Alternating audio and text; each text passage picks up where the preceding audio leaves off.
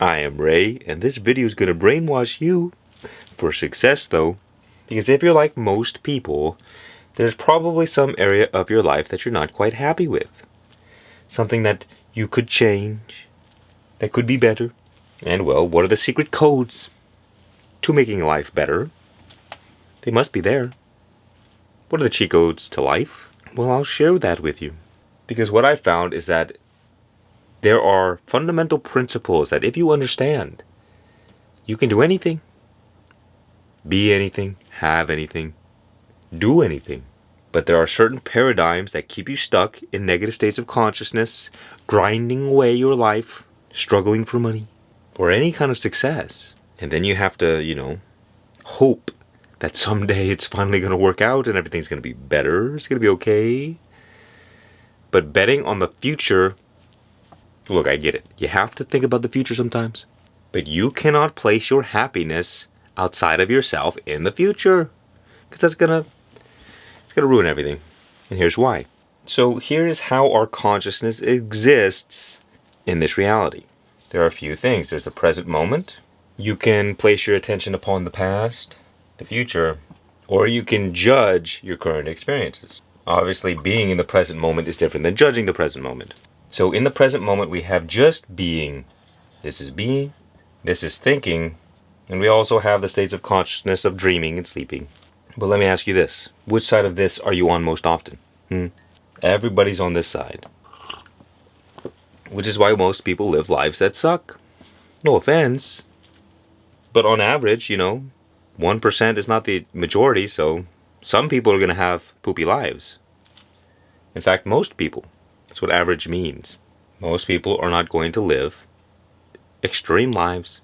But you can live the most beautiful life and not worry about money or fame or success. Any of these things. These are secondary. Because what you will discover is that everything you desire is already yours now in the present moment. If there was a treasure map marking the spot to unlimited treasure, you would be standing on it already. The X that marks the spot is already underneath your feet. What does this mean? It means that every moment you think that what you want is outside of yourself, you are being distracted. Look, there's billions and billions and billions of things to think about. Every day, there is only one being. So for example, in my life, I take all my attention and put it one pointedly in this direction. Now, that doesn't mean I'm not thinking still, contemplating. Because I have a mind. I'm not stupid. But I'm not being used by my mind. I can turn off my mind and turn it on pretty much whenever I want. So I never get stuck in the past, the future, or judgment about anything. And what does that allow me to do? It allows me to cut out all distractions. Now, I'm still human, but nobody's going to compete with me. It's not possible. Unless you're already in the 3 to 1% of human beings. Because this right here, this side of the equation, there's just no end. There's no end to the distractions. There's no end to the things that don't mean anything at all. There's plenty of things that don't mean anything. And there's very few things that mean a lot.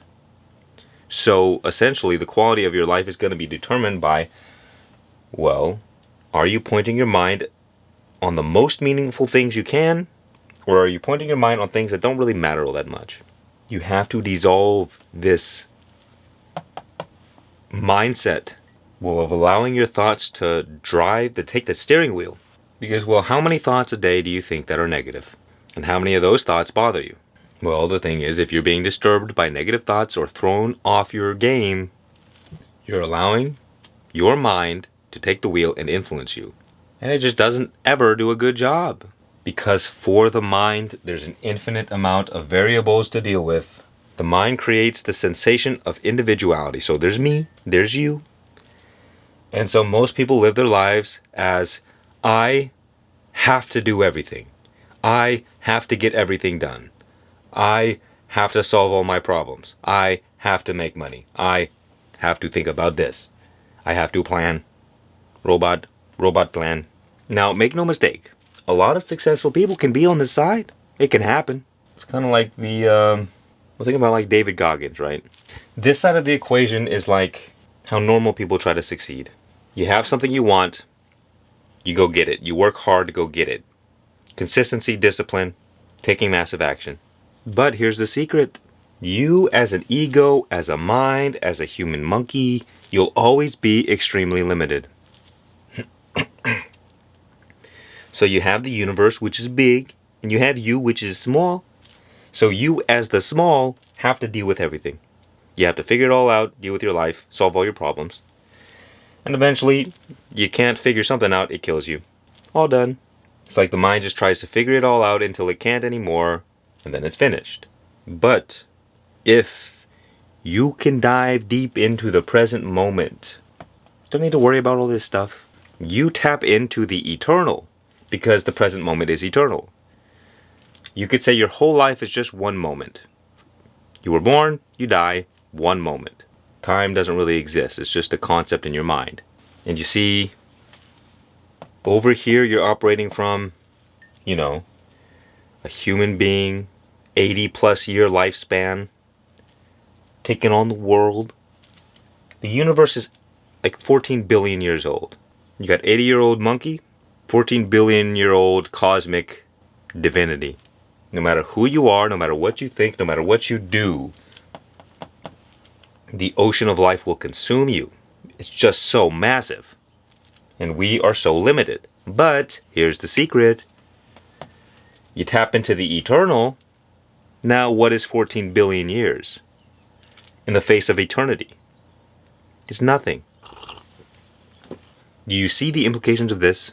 Most people are living as a slave to life, a slave to their senses, a slave to their thoughts, a prison of their own mind, a slave to other people, what other people want, what other people think, a slave to fate, a slave to circumstances.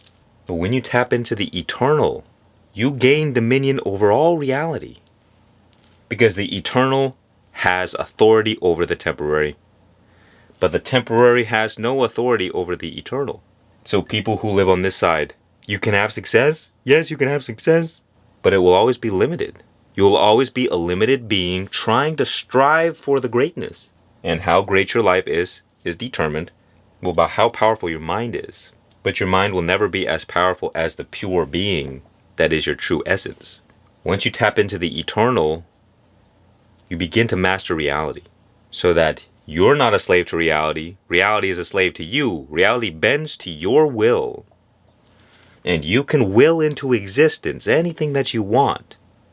But you have to get out of these lower paradigms. Now, it took me a long time to kind of get comfortable in this mode of seeing that reality is mine. And that I'm not a slave to circumstances. And, well, I don't know, maybe you're someone like me. But before, there was a little bit of guilt around claiming my power. A feeling like I am somebody to which I can speak and have authority. I could command existence to do as I please. But there was a little bit of, humble guilt. Like, oh, well, I don't want to tap into my God power because, I'm just this little monkey or something. I don't know the reasoning. Some unconscious trauma. Switching paradigms is the first step to greatness. Because think about it. If you have a house, what kind of foundation do you want to build that house upon? Do you want to build the house on sand that's moving all the time, that's not stable? Well, guess what? That's what it's like to live from your mind. Because your thoughts are unreliable. The thoughts are always changing. Your beliefs are always changing. Like, how silly is it to build the whole foundation of your life on some beliefs? I mean, it's normal for everyone, but think about how silly that is. All it takes is one piece of information to absolutely destroy everything you've ever thought was true. One piece of information. So why would you build and risk your whole life on anything like that? All of this mind stuff, it's always changing. It's always going all over the place. It's never stable, never reliable. So when the hard times of life come, it blows your house down, it falls off, you get destroyed. It's called a midlife crisis, or any kind of crisis in general. Because the life that you built was not strong enough to withstand the power of life. No, you want to build the foundation of your life on a rock. We need to get Dwayne over here so we can ask him for some advice. No, the present moment is eternal. Therefore, what is eternal is reliable. So, to build the foundation of your life on anything else is ridiculous. When you are rooted in the present moment, you are stable. Therefore, it doesn't matter what happens in life. You will not be phased. The storms can come, the storms can come. They're not going to blow your house down. Haven't you heard of the 3 little pigs? This is what they were talking about. Profound, I know. The moral of the story is, as a little piggy, don't build your house with stuff that can easily be knocked down. Like straw. What was the other one? I don't even remember. It's been so long. All I know is that the one that didn't get knocked down was made out of bricks. So you gotta really kind of reflect and say, okay, well, what have I built the foundation of my life upon? Like, think about yourself as your job or your career. Because everyone's got a strong identity around that thing. It's what gives them purpose and meaning in life. For example, I could just give an idea about my own life. Like, if I was standing here and trying so hard to be a spiritual teacher or a guru, or if I had some kind of identity around, oh, look at me, I'm saving the world, you probably wouldn't watch this. Because the energy that I would be giving off would just be like, not as cool. Because what it would do, it would make me look at the analytics. Oh, this video hasn't done as good. What's wrong with me? What did I do wrong? Or this comment said something mean to me. Now my whole life is over. Because my point of attraction would be this identity as a spiritual guru. And I would try to ping everything else and everywhere else in the environment, reflecting back to me, okay, yes, I'm doing my job well. I am a good teacher. And that goes for any identity. The only problem is my identity as a spiritual teacher is passing. It's not reliable. It's just a thing. It's just an idea, passing thought. That's all it is. Do you see how me as a spiritual teacher is nothing more than a thought in one's mind? It has nothing to do with reality. And it's tricky because we live so heavily in our minds that we can't separate the two. We can't separate the reality from our minds. But where is spiritual teacher?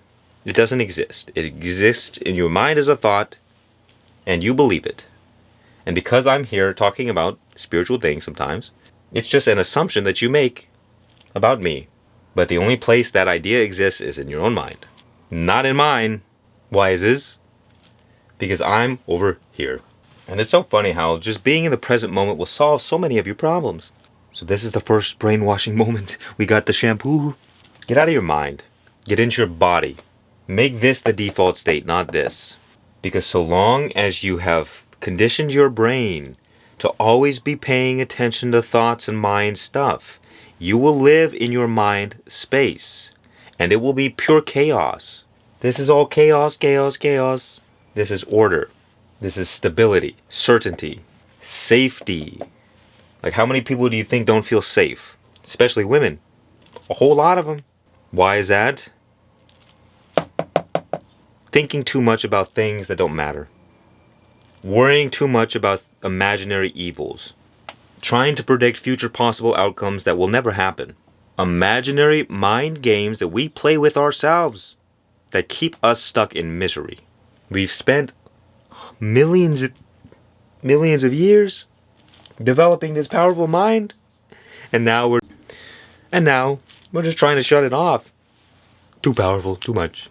One practical way to look at this is that, well, your brain uses like 30% of your body's calories, and most of that is thoughts. Thoughts use energy. So you can't just think and pretend that it's not going to affect you. If you're ruminating on negativity all the time, you're going to be anxious, you're going to be depressed, you're going to suffer. So the more you think, the more exhausted you're going to be. And the more you can remain in the present moment, the more resources that you free up to actually handle and deal with life. Now, once you are grounded in the present moment, you can come back to thinking and stuff. But you have to take care of this first, which means no thinking about the past, no thinking about the future, no thinking about now, only training. You have to get control over your mind. And in the present moment is a state of no mind, meaning no thoughts. You're in a complete flow state. And this is when you are at your best. So, logically speaking, the more you can be in the present moment, the more you'll be at your best always. And what will disturb your best will be your thoughts. You know, it's like if Michael Jordan was overthinking at the free throw line. No, he's going to be present. He's going to be in a flow. That's what makes people the best in the world at what they do. And this is what stops everyone from success. You got to learn to turn off your brain. Now, the good news is that this is just a habit. You have habitually conditioned yourself to think all the time, and you can habitually condition yourself to be present all the time. And really, all it is breath work and meditation. Because with the breath, you control the mind. And meditation is literally the practice of training your brain to stop following thoughts and to start being present. So what you got to realize is that being stuck in your thoughts is not serving you. You got to see the pain that is causing. You got to feel it so that you can have the desire to integrate this. Because if you don't realize how much your thoughts are messing with you, you'll have no desire to practice and persist long enough to experience the benefits of success. So you become aware of the lower paradigm that is being stuck in mind, and you just reflect throughout your day, because you'll find yourself ruminating unconsciously, and then you'll snap out of it and wake up and say, oh, why was I doing that? And that moment is when change happens. So it doesn't matter how much you ruminate. What matters is, do you catch yourself? Are you aware? And then do you make the conscious choice to return to the present moment? And that is how you build the muscle of resisting getting pulled into your thoughts and being present. It's like pulling the brakes on the train of thoughts so they never build momentum. And you can remain at peace in the present moment. And you don't got to do some kind of fancy meditation. Just focus on your breath. Your breath is always there. Your breath is another eternal thing that is reliable. The only day your breath is not reliable, well, you won't have to worry about that. Ground yourself to your breath, and that is how you control the mind. That's how you shut your brain off. People like to say, oh, well, you can't turn your thoughts off. You can't stop thinking. Don't try. Well, that's good advice. Don't try to stop thinking. But you most certainly can shut your brain off. I promise you that. Just takes a little bit of intention and desire and persistence. Essentially, you are switching from mind living to body living, from your own personal drama and your story and your opinions and your beliefs and all the mind garbage. And you trade that for presence, just pure being. And once you feel that power, you'll realize that was what you were looking for the whole time. So it becomes easier and easier to just let go of all that mind stuff. You realize how much suffering it's causing you and how much it's taking you away from the good stuff, the peace, the love, the joy. And the process unfolds naturally over time. But, just remember, everyone's journey is unique. So just build the habit of being present and break the habit of thinking all the time by returning to your breath, by meditation, by focusing. Cut out all the garbage, all the things that destroy your attention span. And that'll keep you busy for a while.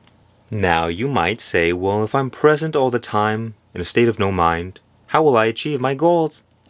How do I get what I want if I'm not trying to get what I want? And this is the cheat code to life, that of which very few people have ever had access to in the beginning, since the beginning of time. Use this wisely. And all it is, essentially,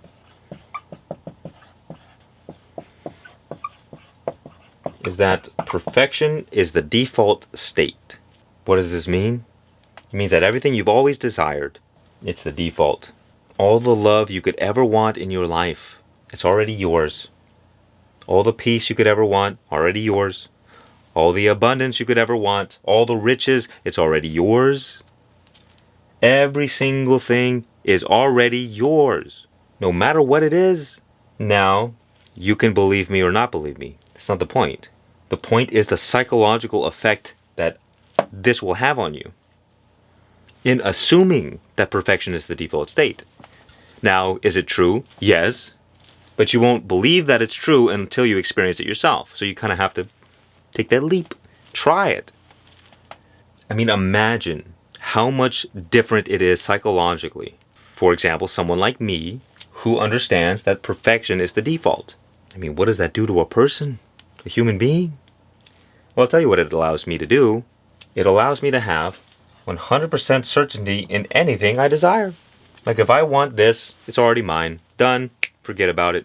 And the reason the mind has problems with this is because the mind wants stimulation. It wants to do things. It wants to feel like I'm important. I'm responsible. I am responsible for achieving all of my goals and my dreams. And you can go ahead and go that route. Because the price you have to pay is, well, at least from my own experience, I am not responsible for my success. I am not responsible for my failures. Because there really are no failures. If I don't have to do anything to get what I want, then how did I achieve it? Then what am I doing in this equation? And that's the secret. Because the mind creates the sense of individuality when you're rooted in the present moment, you stop existing. You stop existing as a person. And you start existing as presence. And when you exist as presence, you tap into your creative God power. You tap into the perfection within you. So just an example of what this looks like. I'm sure you've seen it before. At the center of the innermost core of your being is God, is presence. It's the source of life. Call it spirit. And that's at the very, very, very beginning, or the very end, depending on how you look at it. And then a little bit outward, you got your soul. Drop the bees again. You got your soul. And then a little bit further, you got your mind. And then a little bit further, you got your body. Living in the world. Now, funny enough, this exists in like a kind of loop. So, for example, those who live primarily in their body, that's where their consciousness is. Their consciousness is stuck in the body. These are the people who are a slave to the animal kingdom. These are the people who live in fear, survival. Think of the ghetto, the gangsters. They're stuck here. They can't escape. They're living 100% from their animal instincts. Fear, survival, sex, power. That reality is full of misery. Don't do it. And that's different from living and being present in your body. I'll explain that in a moment. Then there's the mind. Again, if you don't live in your body, if your consciousness is not in your body, it's probably going to be in your mind. Which means that you'll always be stuck in your mind space, thinking about things all the time, never-ending thoughts, never-ending thoughts. Again, misery, misery, misery. You can find success, you're not going to be as good as the people who go all the way deep. It's like Michael Jordan versus Jesus. Michael Jordan is great, amazing athlete. But is Michael Jordan going to be more famous in 2,000 years than he is today? Probably not. Why is Jesus remembered and more popular today than ever? Jesus has more followers right now than there were human beings alive when Jesus existed. Why? Because the only purpose of Jesus, his mind was pointed on one thing and one thing only. God. Therefore, he was one with God, had the powers of God, could do anything. And that is why he was remembered. Same with Buddha, same with Krishna. It's the same exact thing. Divine incarnations of God, who do not have identification with their body, who do not have identification with their mind, but who realize that they are an eternal soul,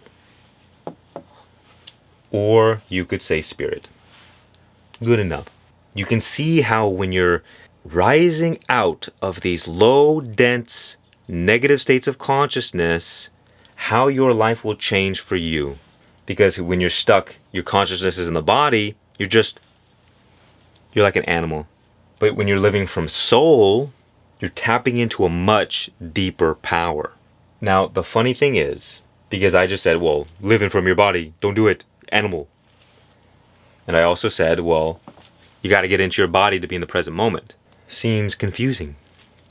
But the fact is that we began as animals only in the present moment. Like all the animals they only live in the present moment. They see maybe like a second or two in front of them. But that's all. Then human beings grew up, were removed from the present moment, put into our thoughts and our mind, and have been stuck here ever since. But the next stage of our evolution is returning to the present moment. Not as an animal, but as a higher consciousness being. So, it's not a de-evolution. You're not becoming less, even though you're returning to the original animalistic state. You're no longer an animal. And that is how you connect to God, your God power. Oops. The heck was that? Oops. Literally how legendary you become in this life. And it's not like you have to be legendary to the whole world, but you can be legendary to the people who encounter you in this life. You gotta go deeper and deeper and deeper and live from this space. Because the more you live from out here, body and mind, the more you're going to be forgotten. Your life isn't going to be that meaningful. It can be meaningful. It's hard to speak because life is not so black and white. The point I'm trying to make is that the deeper you connect with your soul, the deeper you connect to God, the more at one you become with God, the more perfect your life will be. But the more your consciousness is stuck in the body or in the mind, the more suffering you will experience. What the present moment allows you to do. Because right now, there's a line like an umbilical cord from God, from Source, all the way outward to right now. And the gateway to God is through the present moment. So essentially, you take your mind, which is a pointed tool, you take it away from the world, and you just focus it back inward on yourself in the present moment. And it's like you're taking the mind and you're diving deeper. You're on this journey of diving deeper and diving deeper and diving deeper and diving deeper until everlasting peace, joy, and love emerges in your life. Because that's the nature of God. That's the nature of your source. So right now, we feel like we are separate from love, peace, and joy and abundance. And that's only because our consciousness is stuck over here on this side of the equation. So, you have to take your consciousness, send it inward, and move it from body and mind to soul and God. In the same way, like if you do some kind of guided meditation where they do a body scan, you can place your consciousness on your hands. Like if you close your eyes, your consciousness can be placed on your hands. It can be placed on your feet. It can be placed on everything all at once. It can be placed at your forehead. You can move your consciousness around. And where you direct your consciousness will determine how successful or how poopy your life is. This way of living, even though you can work hard, still do your thing, you're tapping into effortless power. Instead of trying to control reality, you surrender into release, and power flows through you, and you can just gently guide that power. But for most people, they're trying so hard, they're like forcing life to be the way they want it to be. It's the difference between struggling your whole life away to make money and not having to work another day in your life. As the mind, it will come up with excuses like, oh, well, I can't do that, and I don't know how I'm going to make all these millions. I don't know how I'm going to get by. Just distracting and disturbing what you want. Again, the psychological difference between someone living in their mind and someone living from soul is if you look at your bank account and you got no money, from mind, you're going to freak out. You're sent into fight or flight. You're panicking, anxiety, stressed out. Now you got to go work hard. Got to go do something you don't want to do to survive. Survival mode. But if you're living from soul, guess what happens? You look at your bank account, no money. It doesn't matter. The evidence of whatever you experience is irrelevant because you are at the cause of your reality, not at the effect. Unlike the body and mind states. When you're living from your mind, you are a slave to what happens to you. When you are living from this deeper consciousness, you are a slave to nothing of this world. Not even the laws of the universe. because God is above all of that. You are not even a slave to death. That is what Jesus told us. He was like, look, okay guys, they're going to crucify me, it's going to suck. But because I'm God, don't worry about it. I'll be back. They can't kill me. They can't do it, even if they wanted to. Because God is life, and where life is, death is not. So when you're one with God, you cannot die. And that is what happens. You lose the fear of death. Now, how much different is that psychologically from someone who's living from survival? All they think about their whole life is running away from death and pain and running towards some temporary pleasures. That's not really a life. But when you are free from the fear of death, guess what? You can now do anything you want because there's nothing limiting you. There's nothing stopping you. The mind isn't getting in the way anymore. It's not projecting onto you all of these limiting beliefs and saying, no, you can't do that. You can't do this. You don't care what the mind says anymore because you're not allowing it to lead your life. And the scary thing is, it takes a lot of trust and faith because you're letting go of control. And control is safety for the body-mind. So you will feel safe if you can control every element of your reality. But as we discussed, you cannot do that. You cannot do it because life is big and you're small. But guess what's bigger than the universe? God. You see, we spend our whole lives in the outer world trying to get things, trying to achieve goals and dreams. That's cool. Seek first the kingdom of God and then everything else will be added on to you. Everything you want is here. And, well, you can either figure that out today, or you can spend many years and then figure it out, or you can spend many more lifetimes, births and deaths and rebirths, and then figure it out. Your choice? Maybe we don't have a choice. But the point is, the quicker you find this out, the quicker you get on the right path. The more you stay on the wrong bus, the more expensive the return ticket will be. Meaning, the more you try to achieve worldly things and assume that everything you want is outside of you in the future, after I achieve this goal, after I do this, after I get this relationship. If that's how you live your life, you're going to spend however long you need to spend doing that stuff, but you'll always return to this. One day, if not now. And even if you don't really feel it now, you can at least understand it intellectually that what you need, what you want, is found within you. And that gateway is through the present moment. And what is covering up your perfection, your love, your joy, your peace, your abundance, everything you want in life, what is separating you from this is your own attachment to your mind stuff. Because attachment to mind stuff keeps your consciousness in these low, more dense states of being. Even though consciousness, which is spirit, it itself is free. But spirit gets trapped in the body and mind through identification. Identification with body means I am my feelings. And that seems kind of strange, but that's how people act. You stub your toe on a coffee table. You identify with that pain. I am angry, I am upset, I am in pain. You identify with that pain. That is identification with the body. You have a negative thought and it triggers you. You spiral, or you start thinking about it. You identify with your thoughts. I am my thoughts. My thoughts are talking about me. Your thoughts say you'll never be good enough. Oh, those are thoughts about me. Your thoughts have nothing to do with you. They only have to do with what you are not. Your body and your mind are relative to your individual personality. Your individual separate self. But when your consciousness is in source, you experience everlasting freedom, relief, peace, joy, and love, and abundance. Whatever you want. Because God power is creative power. So wherever you point, this God power determines what life that you create. That is why it does no good to be stuck over here. Because when you look at your circumstances and the evidence that is before you, you will feed that evidence. And you will create more of the same reality you are currently living. And if you want to change that reality, well, what do? You point your mind in a different direction.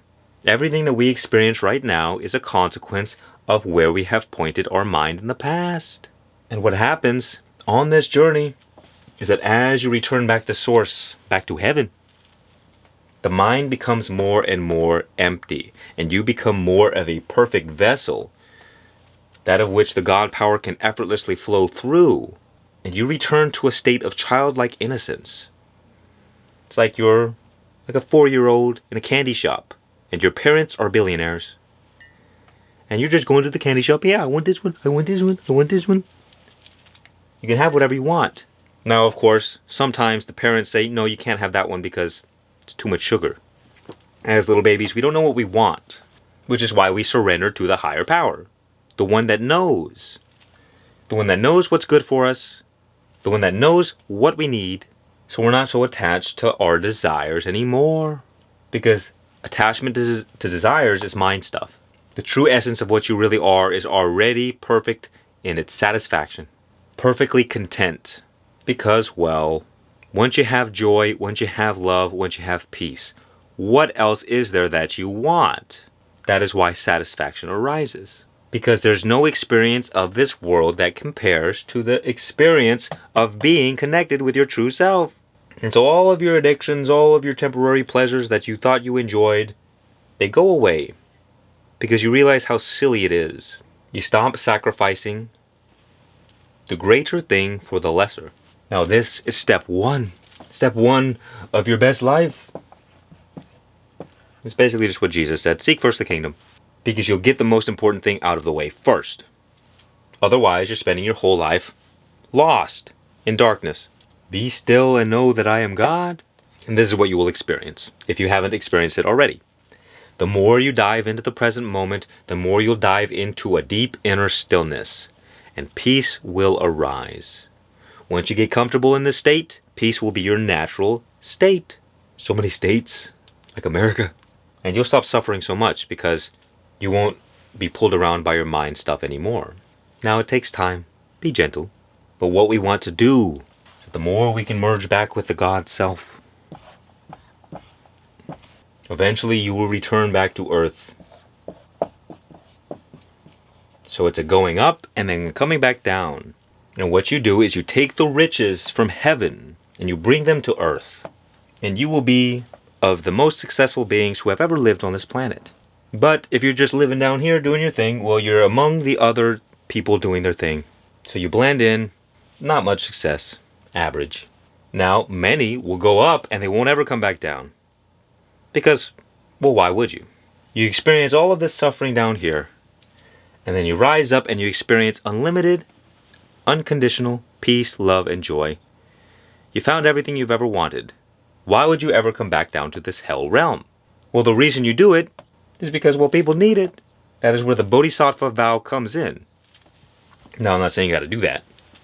The Bodhisattva is basically, once you become enlightened, you make this vow for like the rest of eternity to help others become free.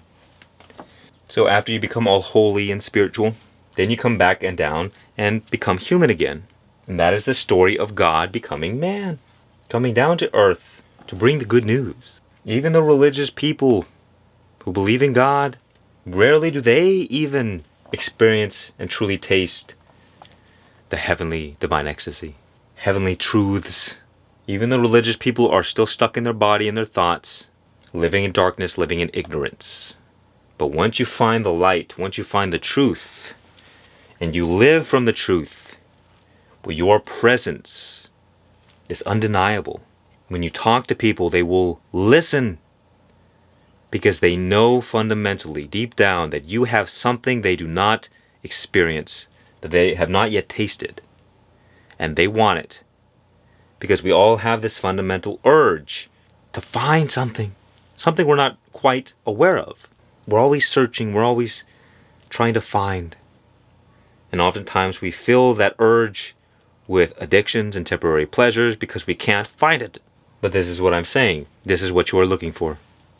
And when you sense that in another person, your attention will, they will just grip your attention. And other people will experience the same thing with you.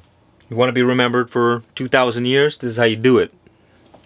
Now, it's not that matters. But the point is, I don't know, it seems like Jesus is pretty successful, or the Buddha. But the point is, you have the power to change the world, to bring forth heaven on earth. You, one person, can change everything, because that is the power that you have. But you can't save any of the drowning people here on earth until you learn how to swim, until you stop drowning yourself. You gotta find love, gotta find peace, joy, abundance, and then you can bring forth and give those blessings to the world. You can only give what you have, and if all you have is suffering and misery, well, guess what? All you're gonna give is suffering and misery. Deal with yourself first. And what happens is that you literally become brainwashed. Like your brain becomes squeaky clean because you're cleansing yourself of your mind attachments, your mind stuff. Like in Men in Black, where they have those beeping things and they erase your memory, it's kind of like how it is with God. The more you go to God, the more God cleanses all the imperfections in you, all the things keeping you stuck, all the things keeping you down. Cleanses and wipes away that memory, and you become more and more free. And the more free you become, the more you enjoy life. The soul is desperately seeking freedom. And that is why we engage in addictions. Because temporarily, we feel free. We feel present. That's why they say addictions are not the problem, they're the solution. Because those addictions temporarily help us feel God, or at least taste. Like a little hamster in one of those drip water things. Like you're just barely getting a little bit of taste in your mouth of God. It's a little drop. It's like they say the realm of the hungry ghosts, where you have a really fat belly, fatty, and you have a really tiny mouth to eat. Always hungry. That's what it's like to live in your body. Or, better said, living from animalistic consciousness. So you got to remove all the distractions. And all of the distractions are in your brain. They're in your mind. They're not outside of you. It's like there's those pictures or the memes, the different kinds of meditating. It's like, oh, there's a fly in my room, I cannot meditate. And there's like the more advanced one where he's meditating in the middle of a big city. No problem. Everything is in your mind. You gotta cleanse that mind stuff, do some spring cleaning. Because you will not experience the divine ecstasy of God so long as there are all of these mind attachments. That is what is keeping you from everything you've ever desired. You gotta wash your brain. And that is why Christ said, unless you come to me as little children, you will not enter the kingdom of God. Because you have to be pure in mind and in heart. Your heart has to be open. You must love and not protect your love. And you must be pure in mind, not judging, free from attachments, unconditioned. Like a baby. That is why children remind us of God. They remind us of something we have lost touch with. Why? Because children don't have the conditioning that adults have. It is all the conditioning that is keeping you from God. Like a balloon. Think of a balloon. The balloon rises naturally. It's rising toward God automatically. Again, why everything is already yours. You're already striving toward perfection by default. So everything you want is also seeking you. Here's the issue. We have all of this earthly conditioning, which is like mud and dirt caked onto the balloon. And so instead of rising naturally, what does it do? It falls naturally. And that is what separates us from our desires. It's the conditioning that makes us feel lack and scarcity. It's the conditioning that makes us feel fear, keeps us stuck in survival, because our consciousness is attached to worldly existence. Therefore, all the worldly things are highly relevant to us. But to God, the God state, the earthly existence is not that important. Not as important. It's important. But think about the idea of a soul hopping from body to body to body over lifetime to lifetime to lifetime. The soul is not so much concerned about the temporary pleasures or the temporary pains of the body. Because the body is just like some clothes. So you get your clothes all torn up, then you take your shirt off, put on another one. And this is what you will experience as you dive deeper into yourself. You'll stop being so attached to your worldly existence. You won't identify with your body or your mind. And therefore you won't be pulled all over the place by your thoughts or your instincts or your emotions. And whatever happens, you will be free and non-attached, because that is just the nature of God. That is the nature of your true essence of spirit. It's freedom. So the name of the game is just wiping this dirt off the balloon by training ourselves to remain in the present moment and stop feeding your mind stuff. And guess what? There's going to be times where you can't stop feeding your mind stuff.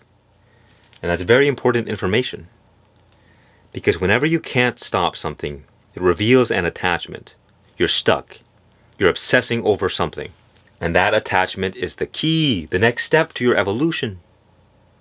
So you begin becoming aware of all of these attachments that are bringing you down.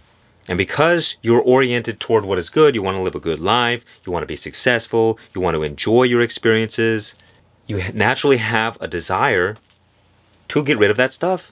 Because you're either going to get pulled by the gravity of the world, or you're going to be pulled around by the gravity of God. And you have the choice by where you point your mind. Another example that's commonly used is the mirror example. So you got two mirrors. One mirror is like a normal person, most people. And let's say the other mirror is like Jesus. What is the difference? Well, for most people, because of all the mind conditioning, it's like there's mud or dirt all over the mirror. So when you look in the mirror, there's a distorted image. And we believe that distorted image is the real us. And that is why we identify with being a person. We identify with body and mind. Because when we look in the mirror, we have all of this body-mind conditioning. So we live our lives from this false reality, never truly knowing ourselves. Very few people ever learn the true nature about who they are. And I'm not talking about who you really are as an individual. I'm talking about your true nature as God itself. That is the only difference between you and Jesus. Is that Jesus is a pure mirror. And what reflects back, you might ask?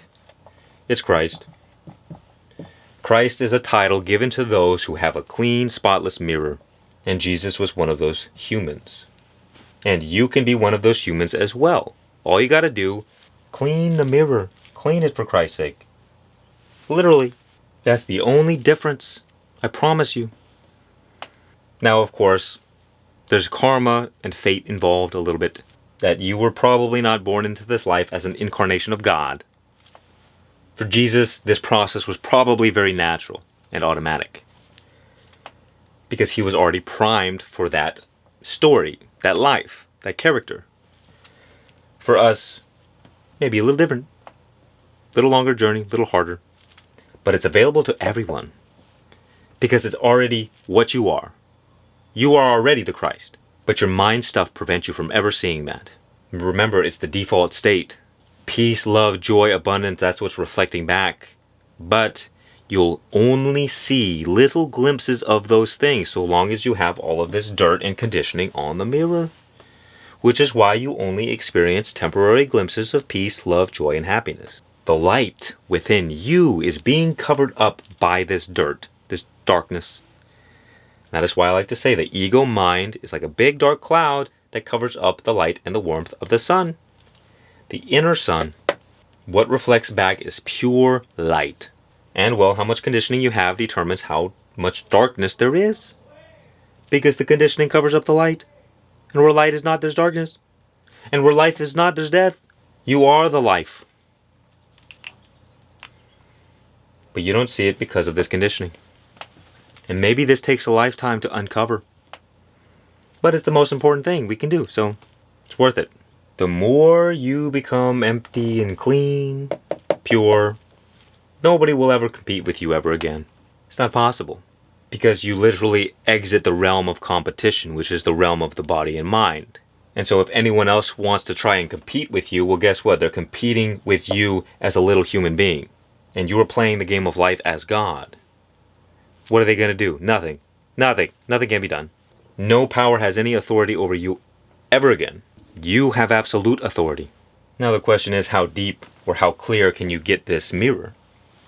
But I guess it's not really that important. What's important is that you just strive for this. You just go for it. And you will get pulled by the gravity of God. And all of this conditioning will dissolve. God will make you squeaky clean. God will brainwash you. Nice massage on your brain. And then when you return to the world, you will return with such authority and power and dominance that the world is your plaything. Like a little playground. You can do what you want. And you're no longer struggling. You're no longer worrying or having fear about things. Because what is there to fear in the presence of God? Nothing. Unless maybe you're a demon. Absolute freedom to play the game of life however you please. And I don't know about you, it seems a lot better way of living life than as a slave animal. Because those elites, those who are attached to their minds, well, they enslave those who are attached to their bodies. Because it's easy. It's not that hard. If you're an emotional person, if you're stuck in your animalistic consciousness, someone who their consciousness is in their mind can effortlessly manipulate you into doing whatever they want. No different than how a cow is gently led to the slaughter, completely unaware and ignorant of what the heck is going on. But those whose consciousness are in spirit, they are the masters of those whose consciousness is in mind. The mind consciousness individuals, they try to rule the earth and enslave everyone. But you, in Christ consciousness, come back and destroy them all. Because they are living in darkness and you are the light. And what power does the darkness have? In the presence of the light. I am Ray, and if you can't break free from your negative thoughts, and you want to experience relief and peace, and become free from these negative states of consciousness, check out Monster Mind Mastery. Click the link below. Much peace and many blessings. And remember, just be